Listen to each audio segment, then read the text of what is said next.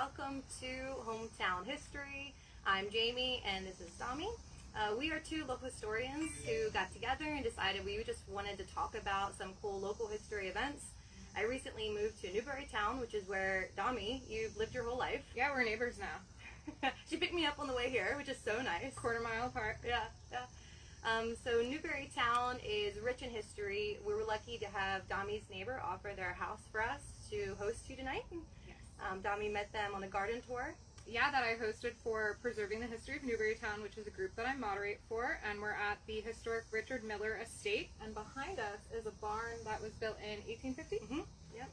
Yep, I think it was about 1855. So that brings us to our story for today. Jim McClure and I run a website called Witnessing York, and the whole goal is to talk about struggles in York County, but also times of redemption of people who found that they didn't have a lot of opportunities, but then carved their own way. So right down the road, there is a farm that was owned by Ezekiel and Eliza Baptist. That's on Steinhour Road? Steinhour Road, yes. Okay. I'm a newbie, not sure how to pronounce these roads. It's all in Newberry Township. Yeah.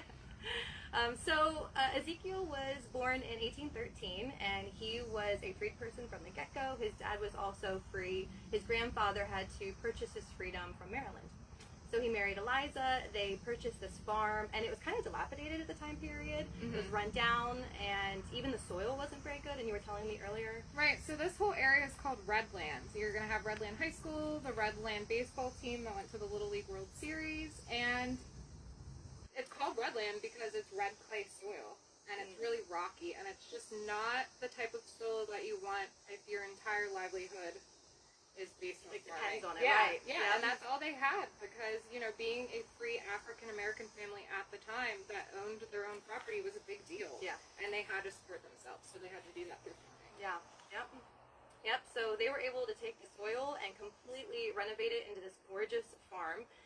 So during the day, it was amazing how they ran this farm, they grew their own food, and they worked together as husband and wife, which is also something that I don't think is highlighted enough. Right. So that teammanship, like, can you imagine the time period? Like, working, Can you imagine working with your husband trying to hammer in the homemade nails? No, I couldn't imagine building my own farm with my husband.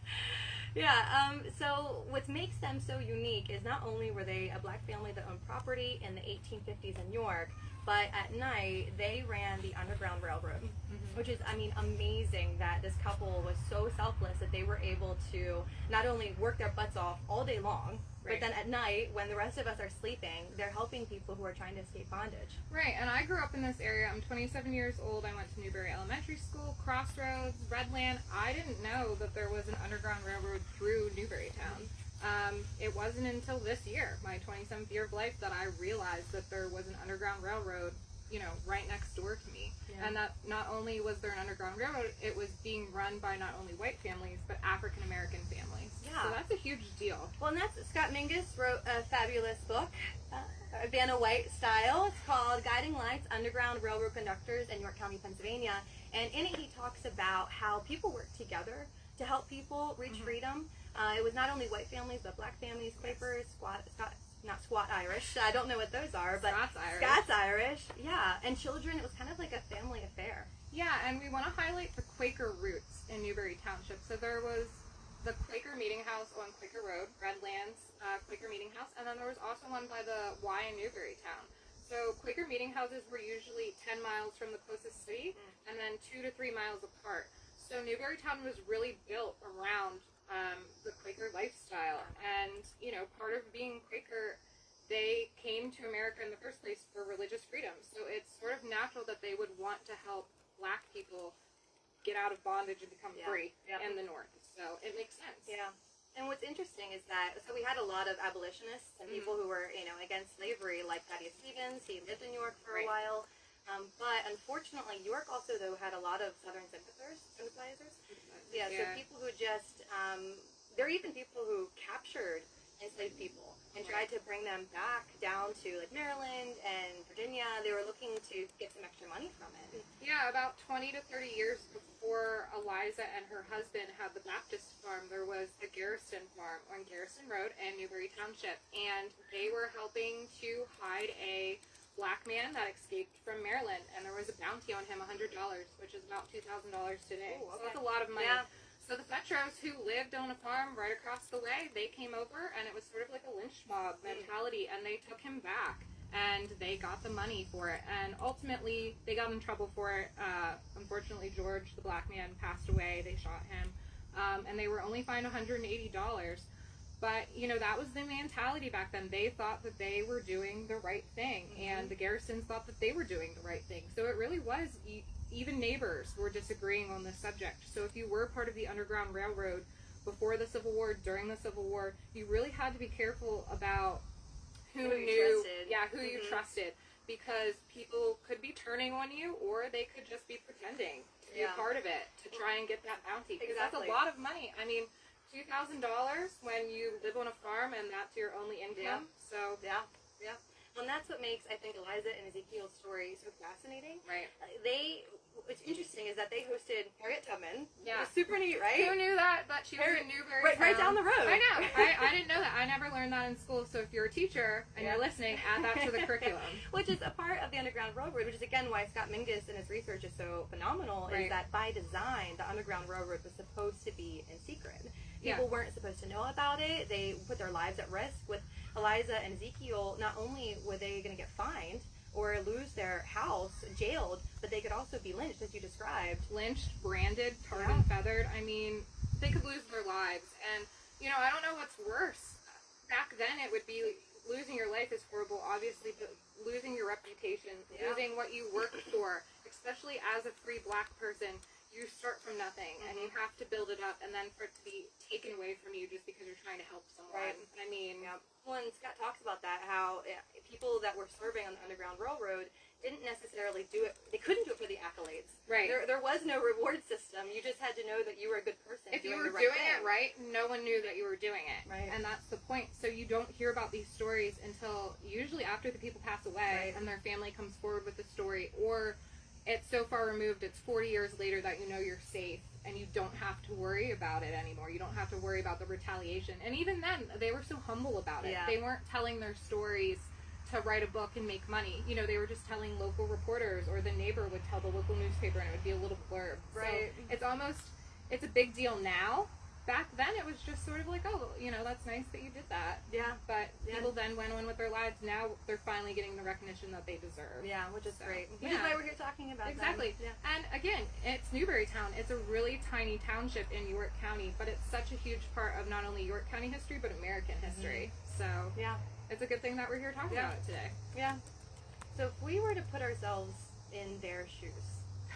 Can you, okay, so we're two women talking about history. Let's pretend, you know, we're spinsters and we live in this wonderful house together, you know. Yeah, Golden Girls. Right, yeah.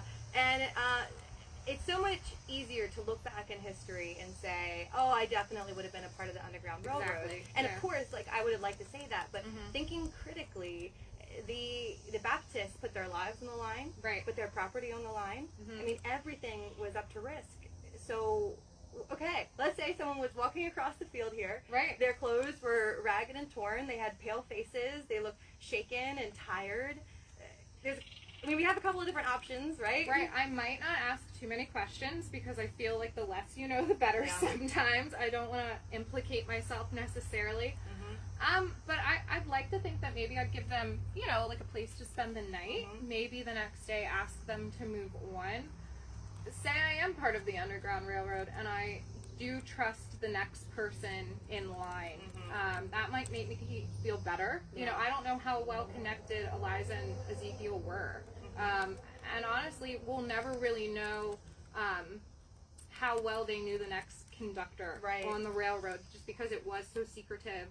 But yeah, I'd like to think that I'd help, but I'd definitely be very cautious, and I'd definitely be very scared and worried. I know, the whole time. Yeah, I mean, you have to constantly be, every knock on your door, is that someone that is escaping bondage, that needs my help, or is that someone here to take my farm from me? Is my nosy neighbor watching? Can they tell that I have someone in the barn? Because let's be honest, today and back in the 1860s, everyone in Newberry Township knows what everybody else is doing. Oh, gosh. You learned that when you moved into town? As a new resident, yes, I had people just stop and ask me random questions about where I lived and knew the house, and which on one hand, I love this area and it's very endearing, and also speaks to the Baptists and their community of support that they may have had, may or may not have had, and Exactly. that's the ultimate question. Yeah, and like I said earlier, it's that Quaker mentality. It's that farming mentality where they know how hard it is to make your way in the world. And I think that's what pushed them so hard to help people, is they knew how hard it was. And I think they put themselves in a position where we could lose it all, but it's worth it Right. to help someone get it all. Yeah. Because, I mean, They can relate. yeah, I'm sure. I mean, they were, 1-2 generations removed from being in bondage themselves, and they were very lucky at the time period to be free. Yeah. So, you know, and the Mason-Dixon line is not that far away, so they weren't that far away from being slaves. Right. Well, I mean, even in York County in the 1780s, we had over 400 people that were enslaved, despite the gradual Abolition Act that Pennsylvania passed. But the law, it was this compromise. It was a law that said if you were born into slavery, unfortunately, you were a slave the rest of your life. But if you, let's say you were a slave owner, if you enslaved a woman who then gave birth to a child, that child, after 18 years of work, could be granted their freedom. Now, of course, they found ways around it, right? Like, they would take black women and they would send them down south where they would have babies and then bring them back up, and then they were slaves then for the rest of their lives. Right, yeah. Always finding those loopholes, right? Well, and in Philadelphia, it was if you were there for 6 months, you earned your freedom. So I know even George Washington, they would cart their slaves back and forth between Mount Vernon and Philadelphia so that they were never in one place for 6 months. Wow. The creativity. So, and I think that's what makes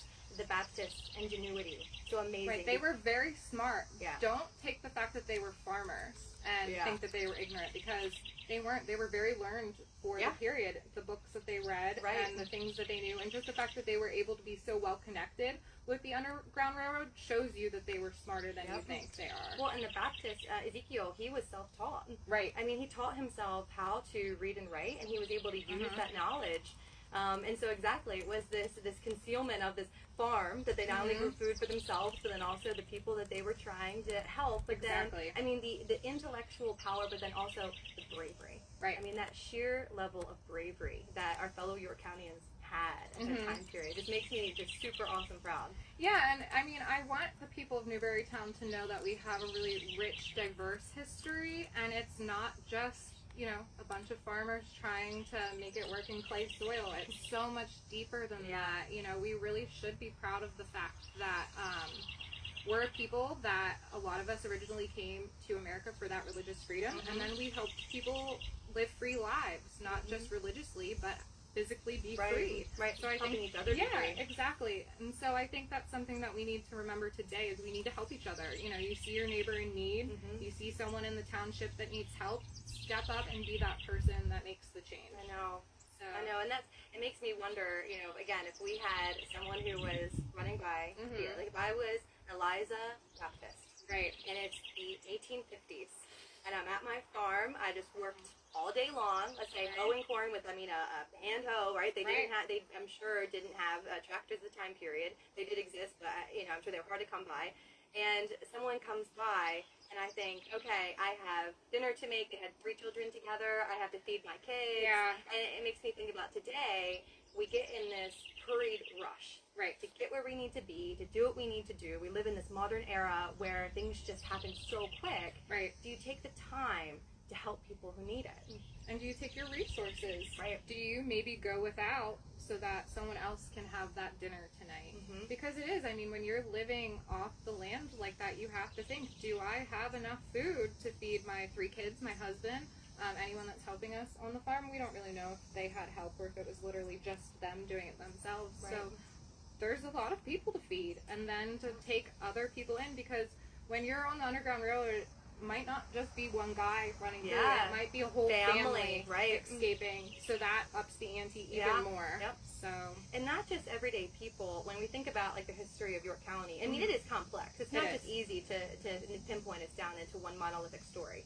When you think about, there was a Supreme Court case that happened, and it was based in York County. It was Prigg versus Pennsylvania. Again, Scott talks about it in his book. But what happened was there was this woman named Margaret Morgan, and she was married to a free black man. And they're from Maryland. They moved up to Airville. But she was never actually granted officially her freedom. It wasn't in the paperwork, even though her previous owner gave her freedom, and then she moved up to Pennsylvania. Well, he died, and so his widow caught wind that she was up here in Airville. So she hired 4 people to go up and basically kidnap her, right, and take her back down to Maryland. And so this is, again, a proud moment of our government officials in York County. They took them to court and charged the 4 kidnappers with kidnapping. And said, you can't take this black woman. She's in York County. She's crossed the state line. She's free. But then it went the whole way up to the Supreme Court, and they decided, supremacy clause says that federal law is above state and states above local, and they said that the Fugitive Slave Act, which was passed, 60 years before that, she said nope, she is an enslaved person, and she was sent back down to Maryland. Wow, that's crazy. I know. It makes you. These are one of those moments where I think it's so important to be critical of history, but then also be really happy that we live where we live, when we live, that you and I can have this conversation about the Baptists. No, and it's something that, like I said, I never learned this in school. I learned about the Underground Railroad, but I didn't know that I had a local connection. So it's so nice to be able to just drive down Steinhour and know, hey, Harriet Tubman was here, and this amazing family was here, and they made such an impact. And, I think it should be talked about more. Yeah. I really do. I think we really need to be proud locals of Newberry Township, and I think that we need to dig deeper into our history and pull more of these stories and talk more about them. And the hard stuff. Talk about the hard stuff. Talk about the hard stuff. Because, good lessons come out of talking about the hard stuff. Yeah, it's something to be proud of. The Baptist farm right now is privately owned, so Jim McClure and I have a write-up on it in Witnessing York, and this video will be posted there as well, in addition to YouTube. However, don't go to the farm and start walking around on private property. That probably would not be good. I found that there are a lot of gun-touting Newberry Townians in the area. Don't show up to the Garrison farm either. Maybe call ahead if you know someone. Because we all know each other around here. You do know everybody. I kind of do. It's not that hard to figure out who lives where, but maybe just call ahead before you show up with your camera asking for a tour or coming for a field trip.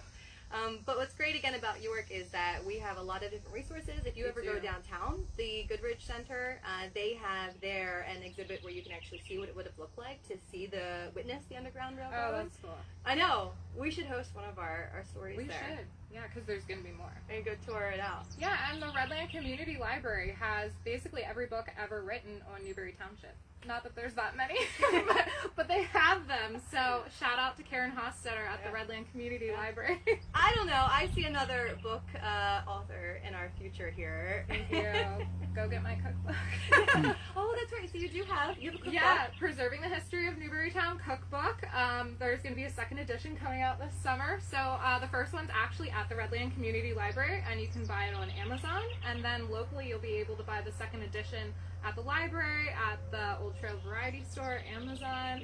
So it would be cool if we had a farmer's cookbook from the 1850s that the Baptists would be really cool. would have cooked. Did they do collard greens or corn, or did they have pigs or cows? I don't know. Scott Mingus, if you're listening, that's the next assignment there, to go find out what people cooked in the 1850s. What kind of pot pie would they have made? Yeah, my family's Pennsylvania Dutch, and it is sweet potatoes and homemade dumplings. Very Pennsylvania Dutch. Sounds good. Yep.